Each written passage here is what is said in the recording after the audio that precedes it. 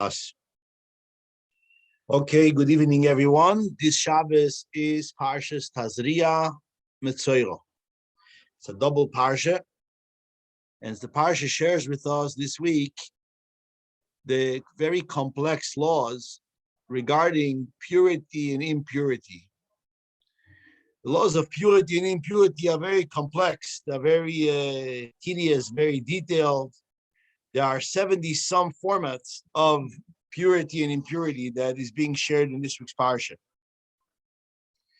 And this whole impurity thing is really associated more from a spiritual perspective. It's spiritual impurity. It's not some type of what we usually imagine is some type of a dirt or contamination or something that is impure from a form of lack of cleanliness. The term impurity is the spiritual status of the person who is experiencing the impurity. Primarily is the impurity of getting in contact with a dead corpse. So if it's being in a home where there is a dead corpse, if it's attending a funeral, or it's being in the vicinity or touching a casket or touching a grave, or something that is connected to a dead corpse. That's one level of purity. It's a whole subject for itself.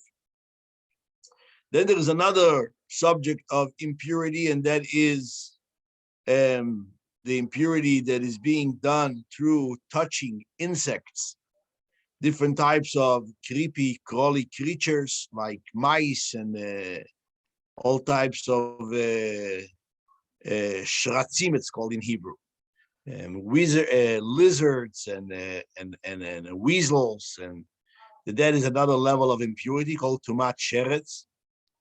Then is the impurity of body impurity. So, for example, a woman who menstruates, during the menstruation cycle, she attains a status of impurity. She has to go to the mikveh at the end of it and immerse herself. Same thing also a woman who gives birth.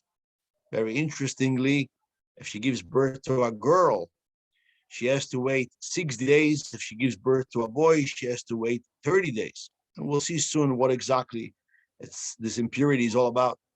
There is impurity for man, and that is the omission of semen. And even if it's not done in a form of, even if it's done in a form of marriage, obviously, relationships, every time a man omitted the semen, he had to wait and go through a process of purification. A form of impurity called zav, that in English is being translated as syphilis, but it's not really syphilis that we know of. It's a form of impurity that existed, that some type of other fluid is being omitted from the body, from the same place where the semen is being omitted. And then there is the impurity of what we call leprosy. This is the Metzora. This is very mysterious impurity where the body or the clothing or the house of the person begin to show all types of discoloration, dents of colors, and it creates a status of impurity. Now, all these forms of impurity have one common denominator between them. There's one common denominator between all of those forms of impurity. And that is, with introducing, first of all, the first impurity, the strongest impurity, is being in contact with the dead. Now, what happens in the encounter, when a human being encounters a dead body, or when someone is in a status of mourning and he has a family member who has passed, the trauma of being in the vicinity of a dead person, and those of us who experience that will actually attest to that, is a certain sense of loss of interest in investing in life. Because what happens is, every time we encounter death, we are suddenly faced with the frivolity, with the vanity, with the shortness of abilities of what a human being has in his life. A human being came to this world to be productive, to be creative, to be a doer, an inventor, a developer, a contributor, someone who contributes to the well-being, to the growth, to the expansion of this world. And when a human being stands in this world and is facing a close one, a loved one, a friend, or even if it's not a friend or a close human being, but you just face this irony, cold end of life, for a moment, the person thinks to himself, what is the point of investing in life? What's the point? Tirelessly working on my self-improvement, tirelessly working on making the world a better place, tirelessly raising children, building a family. For what? What am I doing? Look at that. Here a guy worked and toiled and broke his back to live a life.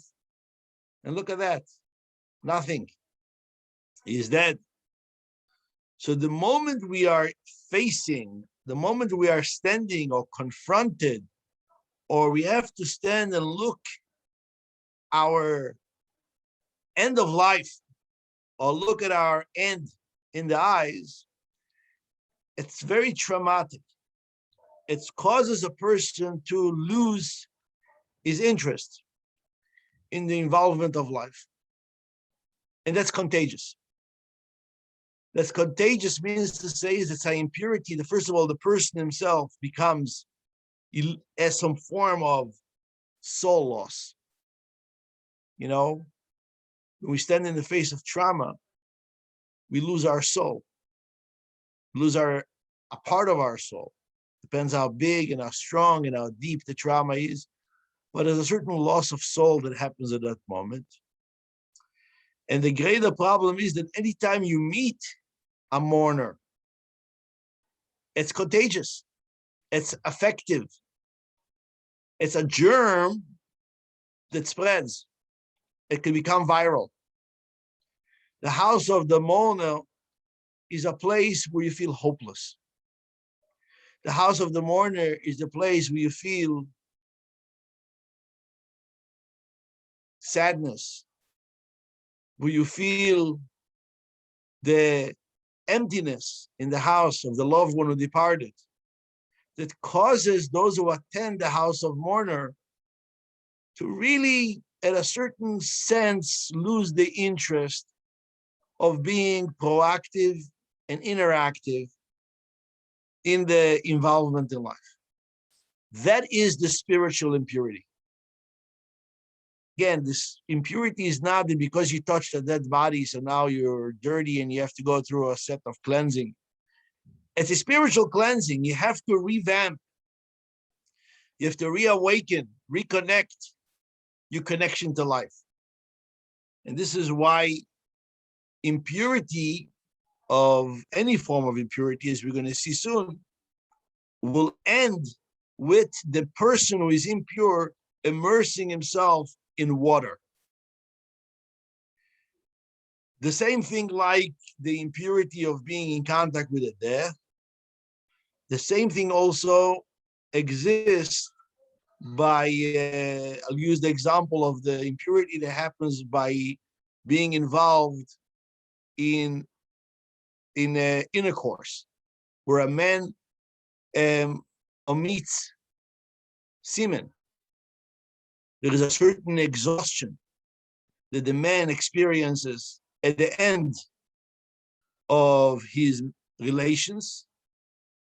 Once he is done and his body omits the semen, all those potentialities that were used in that act, in the act of intimacy, there was all those potentialities of life, and this was the stimulation, this was the excitement, was the joy and the pleasure Once all those potentials of life, all those cells were omitted and left his body, there is an experience of death, an experience of exhaustion, of I invested, I put in so much vigor, so much energy, I'm exhausted.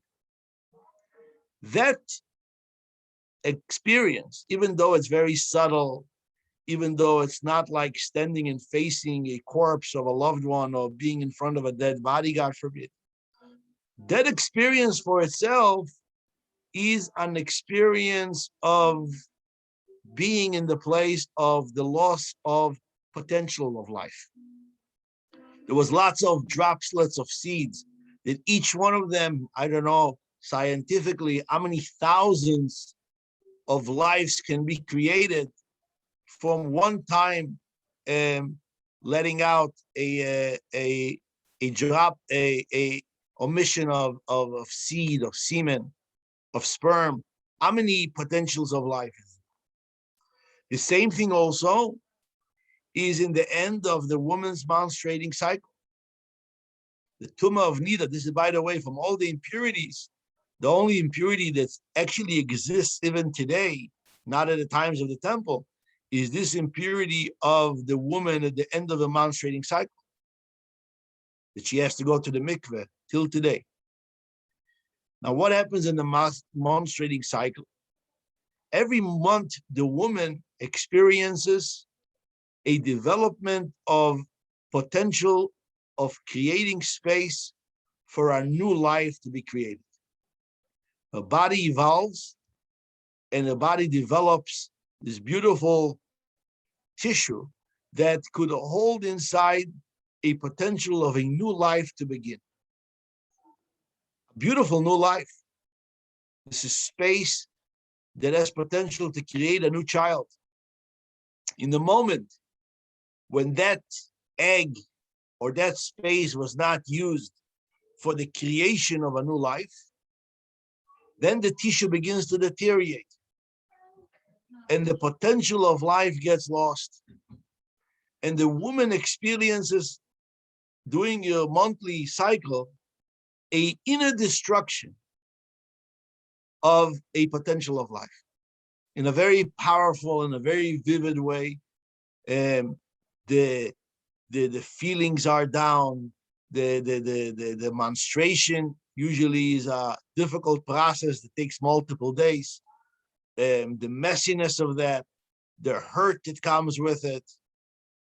But when that emptiness occurs, and the woman experiences the death of that potentiality, this is when a certain loss of interest in the investment of life becomes real.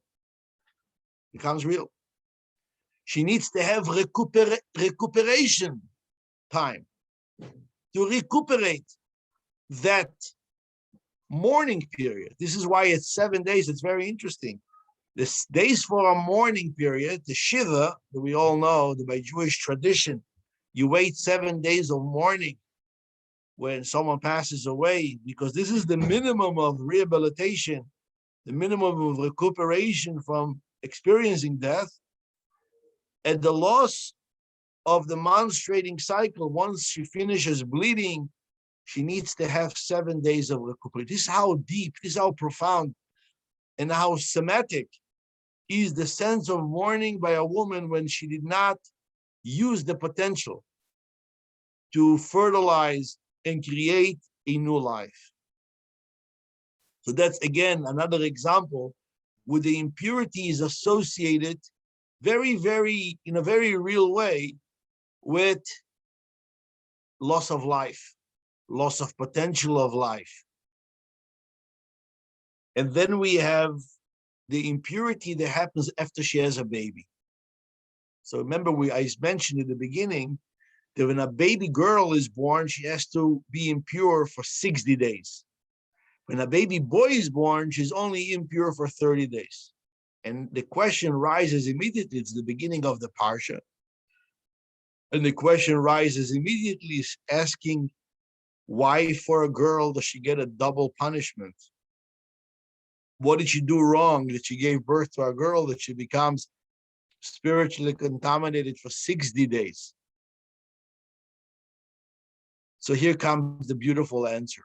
Very, very insightful. And I actually learned it this year for the first time, and it really resonated. And I think you will appreciate that answer. What happens after a woman gives birth? I mean, my wife gave birth to 6 children, 6 beautiful children. My mother gave birth to 17 children. Yeah, 17. I am number 10 out of 17. Very proud to be part of a very large family. My wife gave birth to 6 children. There is a very common thing. In English, it's called postpartum. Postpartum is that after a woman gives birth to a child, there is a tremendous loss of hormones and different releases that the body releases at the times of birth that has a very strong effect on the mother. And it's interesting that scientifically, the restoration of all those hormones happens by having the baby nursing and the mother being bonding with the baby after birth. Healthier the bond between the mother and the baby after birth, faster is the restoration of those hormones and the being able to go back to a healthy life. We all know about this postpartum depression. And this is some people, some women who experience that in a very profound way, that loss. And the bonding is not fulfilling enough. And that could cause a clinical problem that has to be very much, husband has to be very vigilant and very careful to make sure, and the wife and everybody around the support group to make sure that there is no development of postpartum depression. What is the essence of this postpartum depression? What is the essence of that? The essence of that is there was 9 months or more that she developed inside of herself a life. Every day she felt that kick, the heartbeat when she went to visit the doctor on a monthly basis.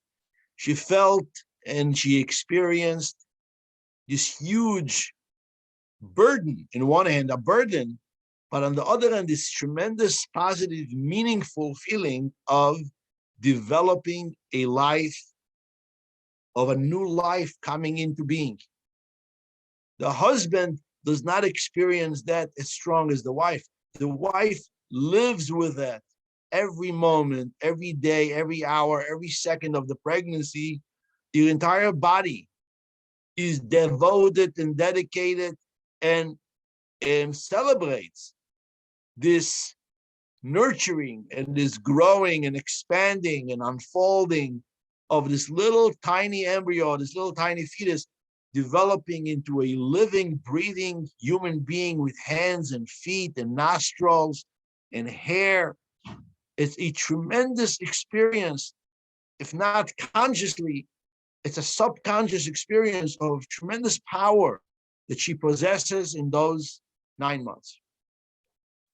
And not only she creates a life, she creates someone who is going to create himself lives. So when the baby is born, the moment of the birth, what happens is all of that suddenly stops. All this tremendous involvement of 24 hours, 7 days, nonstop, every second, every cell of her being was dedicated to nurture and to develop and to grow the child. The moment of the birth, all of that is lost. It takes for that restoration, for developing back and restoring yourself to the confidence or to the esteem that she needs to have, takes, for a boy, it's 30 days. But for a girl, it's 60 days. Why is it 60 days? So I heard today something really powerful. By a girl, she's not only creating another life. The loss of a girl is the creation of many lives, because the girl already carries in her, in potential, all the babies that she will give birth to. So it's a double loss.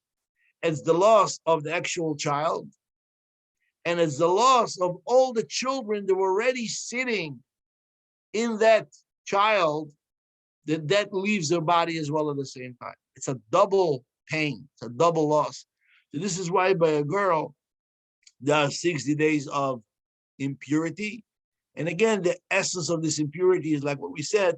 The essence of that is the loss of the involvement in creativity, the loss of the involvement in development of the world, being an active participant. And it actually, you know what happens is she starts raising the child, passes by a couple of days, there is a bonding, 30 days, 60 days, it takes a little while, but slowly it restores your meaning in the life. She finds meaning in waking up in the middle of the night and feeding the baby. She finds meaning in changing a diaper. She finds meaning in this ongoing very tedious and very exhausting task of being a mother. She finds joy in that, and her trust in life is being restored, and therefore the impurity comes to an end. I want to touch on one more form of impurity, and that is the impurity of the leprosy. We mentioned in this week's parsha, it talks about leprosy that appears on the skin of the human being, or leprosy that appears on the skin, on the house wall, on the walls of the house, or the leprosy that appears on the clothing. Again, leprosy is certain cells in the skin begin to die. But there is something more to leprosy that I will touch in 1 minute. But I want to go a second before I go into the topic of leprosy. I want to just conclude one thing, and that is to touch on the purification process. So what does a woman do at the end of her menstruating cycle? She wants to go back to her husband. She wants to go back to her life of her marriage, or the person who was involved in the funeral wants to purify himself from his involvement in being in the state of mourning, the death. So the ultimate part of the entire purification process, there is certain offerings that was brought to the temple. There was the red heifer. But at the end process was the immersion in a pool of water called a mikveh. We built in Issaquah a beautiful mikveh, one of the nicest mikvehs in the Northwest. Actually, someone who visited every mikveh in the Northwest told me that our mikveh in Issaquah is the most beautiful mikveh they ever saw in the Northwest. And it's actually a beautiful, beautiful piece of art that Nechama and myself and some other members of the community, we put in our heart and soul and build them a stunning, most beautiful mikveh. It was almost $500,000 of a project to build this mikveh. So the woman goes at the end of her menstruating cycle. She counts 7 days from after she's done bleeding, and she goes to the mikveh and she immerses herself in the water. What happens? What's the magic there? What is the magic of going to the mikveh? Going to the water, you come out, and that's it. And the answer is so simple, but so powerful. Going into the water of the mikveh, water symbolizes life. We always see that cities were always built next to water. First, because this is how you could arrive. Seattle is a port. A city has to have a place where merchandise, people can travel, come and go. So the water was always the source of communication with the outside world, travel, and so on and so forth, commerce and trade.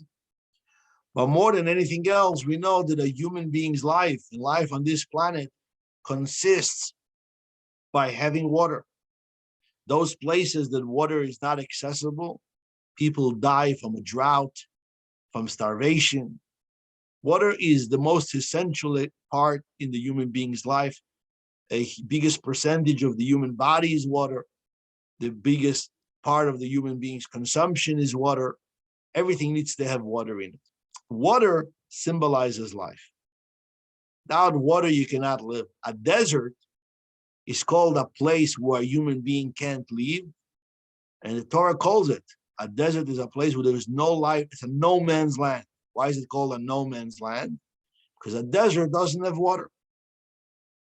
Water becomes a place where a person can inhabit and a person can build a home, and it could be a habitat for humanity or for animals.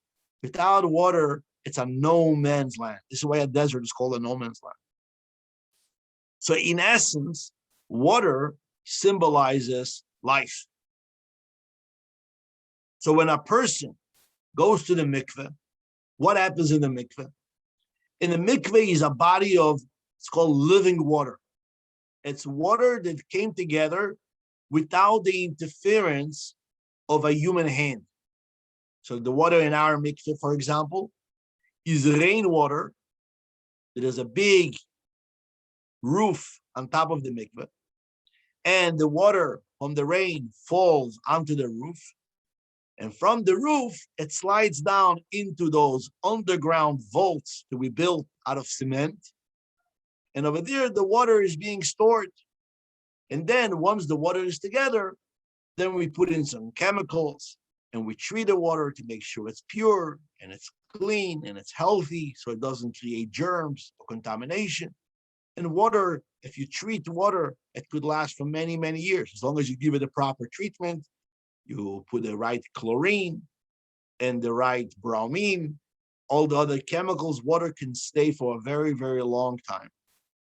But the water itself was brought into that beautiful pool without the interaction, without the interference of a human being. It came from the roof, from the sky, it landed on the roof, and it fell into the mikveh. That's how the mikveh is called a kosher mikveh. This is why a swimming pool is not kosher, because you use a hose to bring the water into the swimming pool. A mikveh is built in a very special way that the rainwater comes in directly.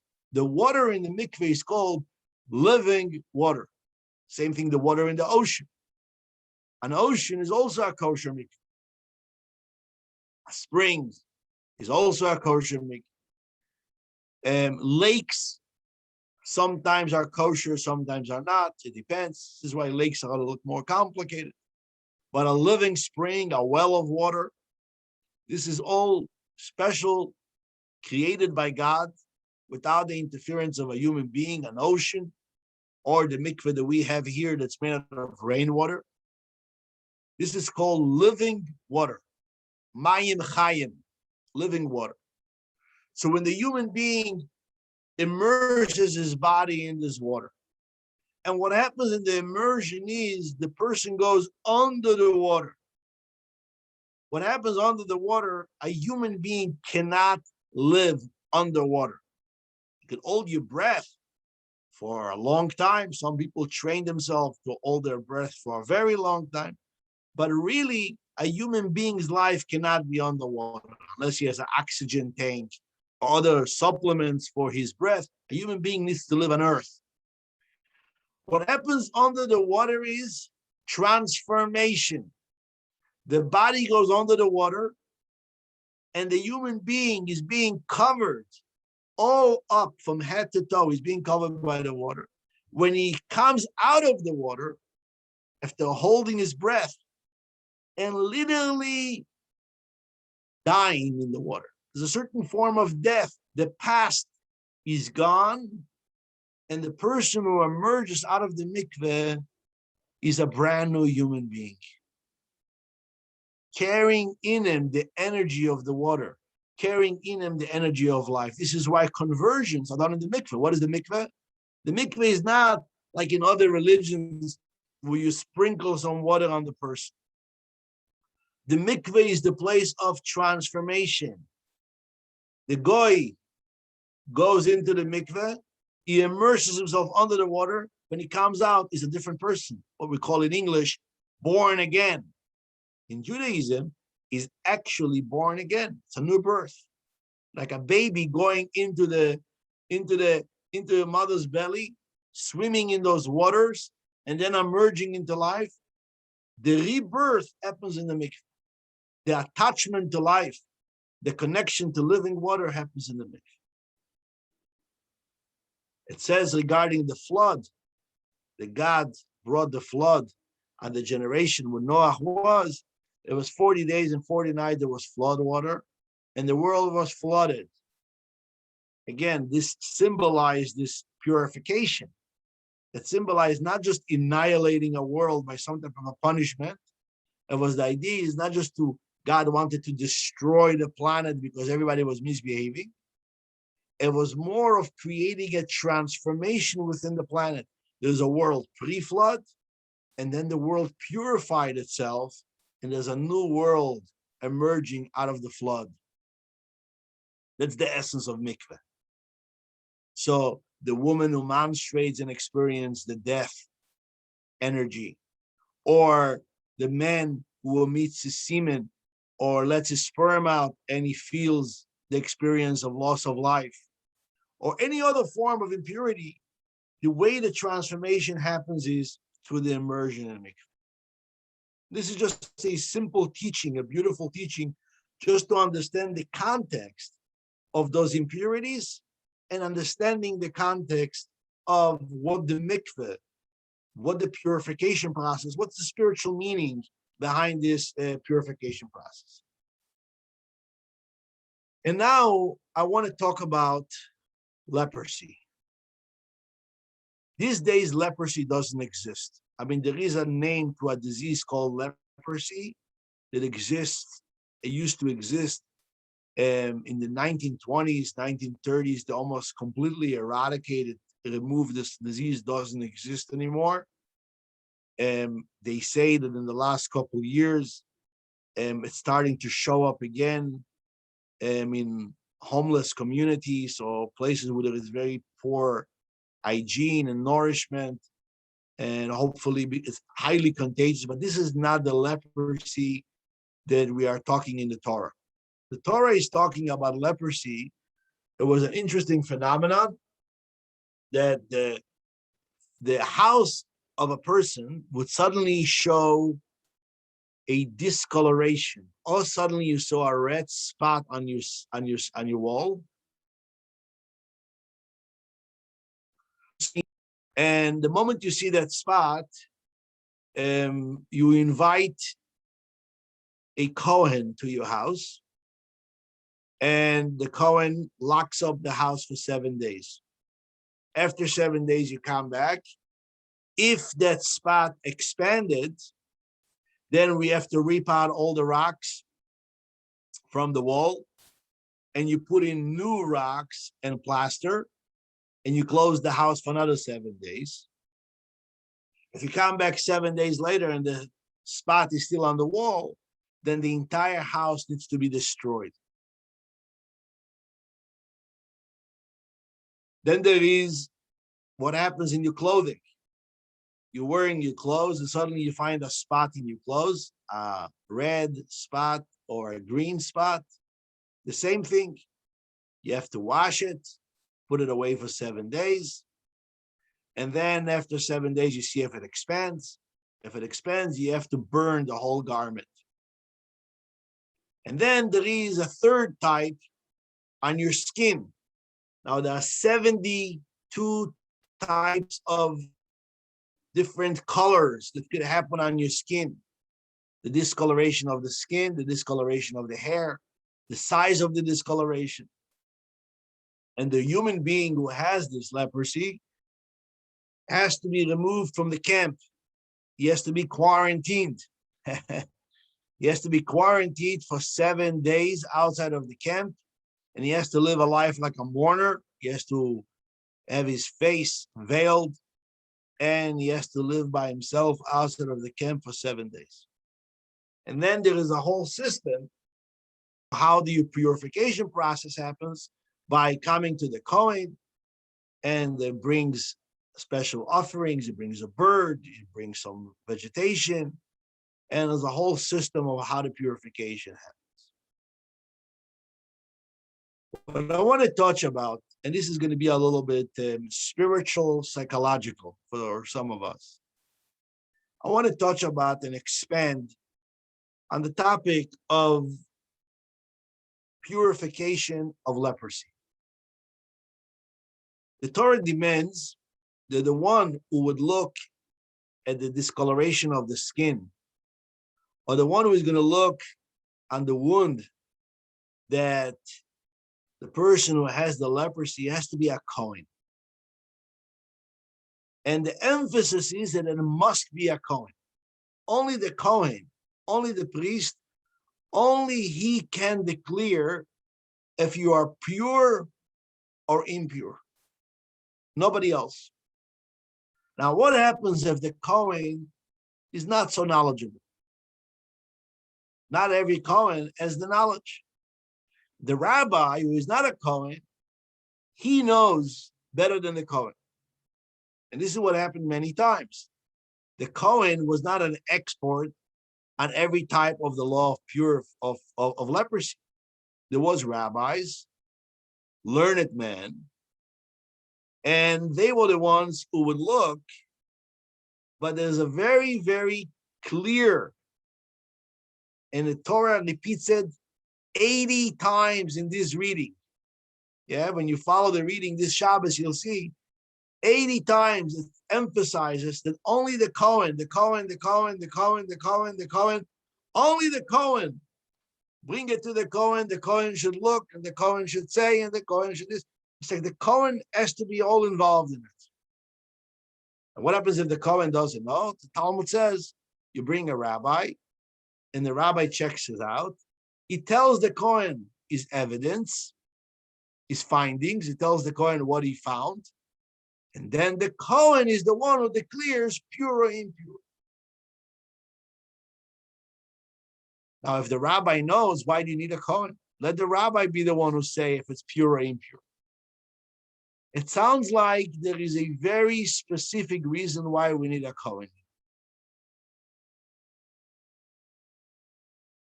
Now, the Talmud says, why was there leprosy in the first place?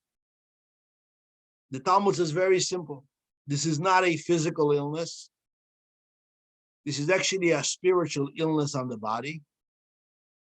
And it was given particularly as a punishment for someone who speaks bad about someone else. If you spoke Lashon Hara, if you spoke bad about someone else, immediately you saw that spot on your body. Now, the outcome result of that was that because you spoke bad about someone else, so you caused separation, you caused a divide between that person and the community. As a punishment for that, you are being excommunicated from the community. You have to be put into abandonment. You have to experience exile. 7 days you sit alone outside of the community, and nobody's allowed to come and visit you. You're all by yourself for 7 days. So the essence of the punishment for speaking Lashon Hara, for speaking gossip, the punishment for that was to become leprosy. Now, these days that we don't have that leprosy, this is a spiritual punishment. It doesn't exist physically. We don't see a spot or a discoloration on our body. But we believe that all of that stuff still exists in a spiritual plane. It still exists on an energetically plane. A person who speaks bad about someone else is in a very, very bad situation. Very bad situation. If it's true, then it's a bad situation on the person you spoke. And if it's not true, it's a bad situation on you that you were able to speak like this about someone else. So whatever it is, speaking bad about someone else is detrimental. It destroys the very fabric of society. It hurts the interaction between human and human, and the punishment is very severe. The word Metzora, that is the word leopard in Hebrew, comes from the word motzi ra. Metzora means expresses evil. Evil is not allowed to be expressed. Even if someone did something bad, speaking bad about someone else, advertising the malpractice of someone else is actually creating, as we know, it creates an environment where this type of behavior becomes permissible. This type of behavior becomes something that people talk about it. And then you have many copycats who will follow suit and will do the same thing. Obviously, there is very special laws regarding speaking lashon hara. Sometimes we actually have an obligation. If we know, for example, someone who causes hurt to other people, yeah, if you know a guy who borrows money and he doesn't pay back, and you know that he's going to borrow from someone and he's not going to pay back, you actually have an obligation to go over to the person and say, you know, Mr. So-and-so is going to come ask you for a loan. Make sure you don't lend the money because you're not going to see the money back. So there is sometimes we have an obligation to speak bad about someone else, but it always has to be to the point. It has to be without going on and telling stories. It just has to be very, very clear that you're doing it to support and help society. But if someone speaks lashon hara randomly, like tweeting or doing shaming on Facebook or doing other type of talking bad about someone else, you created a divide between people. You actually touch the core, the fabric of what makes human beings in interaction with others. And for this, the punishment is that you're going to be X'd out and expelled from the community, so you have time to experience what does it mean to be outcasted from being part of society. Who is the one who could call a person impure? Who has the permission, who can come to a fellow human being and say, you are impure, you are contaminated? Who can do this? Is there a human being in the universe who has this type of permission to come and look at a skin of a human being and say, you know, I'm looking at your skin and I declare you impure. I declare you leopard. Who can do this? So you could be a very wise man. You could be a big rabbi, but you don't have that permission. God does not give you permission to do that. You could be a big doctor, a scientist, someone who understands really well these different types of leprosy, the 72 types of leprosy that exist. You also don't have permission. Who has permission? The only one who has permission is the Kohen. What is the Kohen? What does the Kohen symbolize? The Kohen symbolizes something very, very powerful. This Kohen symbolizes the lover of the Jewish people. The lover of the Jewish people. The job of the Kohen is to bless the Jewish people. We know that just now we had the holiday of Pesach. The Kohen gives the blessing to the Jewish people. God gave the Kohanim, he gave them the obligation to bless the Jewish people, and the blessing has to be done with love. With love. He has to have a heart filled with love, gushing, so he can bless the Jewish people. And this is why a Kohen who did an act of murder, or a Kohen who did something that was not in line with love, is not allowed to give the blessing, he's not allowed to serve. The Kohen has to be a person that his heart is overflowing with love. And only when your heart is overflowing with love, God comes and says, you can be the one who will declare one of my children as impure. You're going to say it with a broken heart. You're going to investigate even more. You're not going to let that rabbi just look at the skin and say what he sees. You're going to say, look again. Maybe you see something that you didn't see at the first. Maybe give another look. The Kohen will slow the process down because of his love, because of his heart beating. God Almighty says, I want the Kohen to say. Now, the Kohanim were all the descendants of who? Of Aaron, Moshe's brother. The difference between Moshe and Aaron is that Aaron is known in Kabbalah to be the assistant of the Jewish people. Moshe is the assistant of God, and Aaron is the assistant of the Jewish people. It says that when Moshe died, it says the Jewish people cried when Moshe passed. But when Aaron dies, it says, and the entire Jewish people cried. The word entire is added in the passing of Aaron.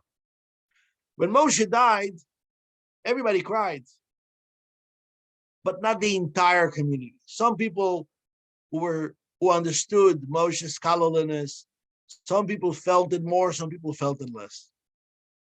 But when Aaron died, what happened? Everyone experienced the loss. Everyone felt like they lost their best friend. Aaron was loved. Hillel, in Ethics of Our Fathers, in the first chapter we learned last week, Hillel says that each and every one of us has to be a student and a disciple of Aaron. What is Aaron? Love peace. Run after peace. Love every creature and bring them close to the Torah. Aaron symbolized the love, the heart of the Jewish people. Moshe symbolized the brain, and Aaron symbolizes the heart.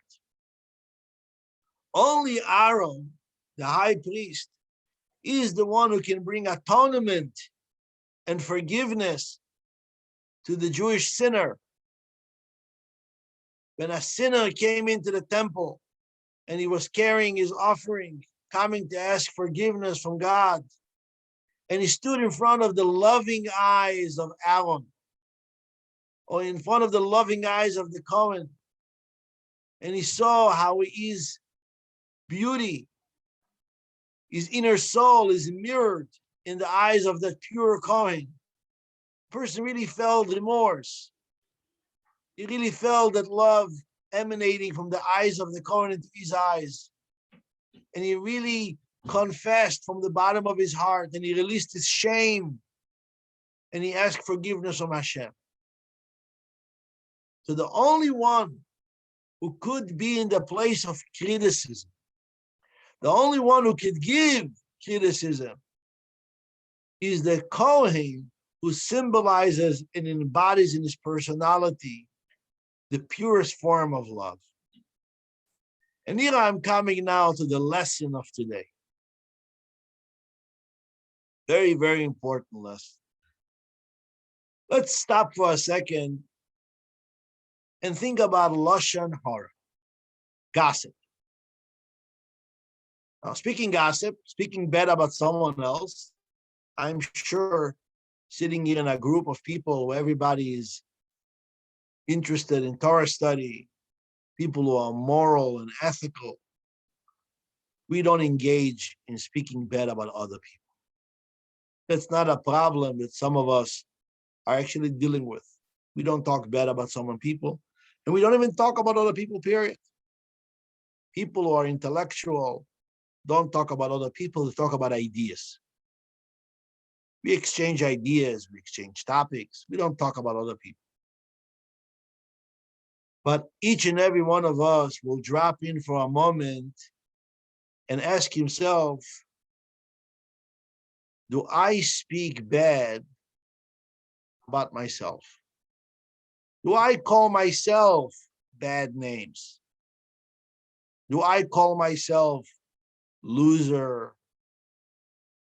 lazy, stupid? What is the names that you call yourself? What is those names that you call yourself? How many times do you talk bad about yourself? Quietly, in your mind. Oh, I am not this. Oh, I am not that. I don't belong. How many times do you call yourself with those names? And I'm not even talking about the real bad names that you call yourself. Oh, I'm a pervert. I'm a, whatever the names people call themselves. That those names you call yourself, they are the reason why you're still involved in those behaviors. The reason why you keep on doing those behaviors and those acts is because you are calling yourself in those names. It's not Lashon Hara talking about someone else. It's Lashon Hara talking about yourself day and night. And no wonder you're feeling depressed and you're feeling upset and you're feeling unaccomplished. You don't stop berating yourself. You don't stop hurting yourself. You don't stop talking Lashon Hara about yourself. Sometimes you talk about it with others. But most of the time, you just sit there by yourself and you're talking bad about yourself. I am so this, I am so that. That's Lashon Hara. Lashon Hara is not just to talk about someone else. Lashon Hara primarily begins with us talking about ourselves. And we send our beautiful soul into exile. We allow the fears to take us over, the shame to take us over, the anger to take us over. Our entire reactive self becomes full-blown and active. And where's the beautiful soul? Where's the beautiful person? We hurt him, we shame him, we call him names. And not only we wonder how we end up outside of the community. We don't feel we belong to anything. We don't want to belong. We are ashamed to show up. That's the state of mind who the person who spoke leprosy is being thrown out of the community. So here comes the question. Should I just say to myself a whole day nice things? Oh, you are good. You are okay. Keep on doing those terrible things and give yourself beautiful names and pat yourself on your back. And the answer is absolutely no. Be in a place of constant self-improvement. Be in a place of constant growth. Keep on calling yourself and arousing yourself the interest to grow and to expand, but from a place of love. Criticize yourself by adopting the energy of a Kohen. When you talk to yourself, even about those things that are not okay, even about those things that you know is impurity, and you're calling yourself impure, even that, before you do that, check in with the Kohen energy in you. Is it coming from a place of love? Is it coming from a place of really caring about yourself? Or is it coming from a place of hurt, anger, shame, loneliness? Check in with the Kohen to make sure that when you are criticizing yourself, it stems from the deepest place of self-love. I want to be a better person. I want to grow. I want to continue embodying in me the presence of God in this world. And this is why I'm criticizing myself. And notice, be curious. What's going on? Why am I berating myself? And if you notice that the berating yourself is Lashon Hara, stop. Ask for help. Invite the Kohen in and say, okay, what's going on? Tune into the energy of self-love and say, is this criticism coming from a loving place? From the part of me that cares? Or is it coming from a reactive self? It doesn't make a difference how true it is. If it comes from the reactive self, it's Lashon Hara. If it's coming from the Kohen, if it's coming from the center of your center, from the part in you that really cares about self-improvement, cares about self-growth, then when you're going to say impure, it's going to come like a Kohen saying impure. Compassion, with forgiveness, carrying the energy of compassion and forgiveness. Forgiveness for self, forgiveness for perpetrators. Being in a place of self-love is not in a place of like, oh, I don't care about anything, I just love myself. Like people would say, self-love is not loving myself. Self-love is self-care. It's the part of me that cares about Barry, Rabbi Barry. It's the part of me that cares about David. It's the part of me that cares about Ahuva. It's the part of me that cares. And because I care, I want to improve. So I have to give myself the right label so I could grow and improve. But before I do that, I check in. Is it the Kohen speaking to me? Or is it just a moment of a reaction of finding myself speaking gossip and berating myself and speaking Lashon Hara about myself? We bring the person to the Kohen. Let the Kohen decide.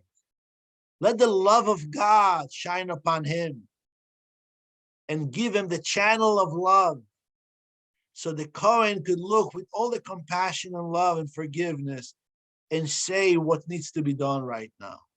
Sophistication, wisdom is not going to serve well in this situation. It maybe give a little bit of an understanding what's happening, but a declaration should be done by the Kohen.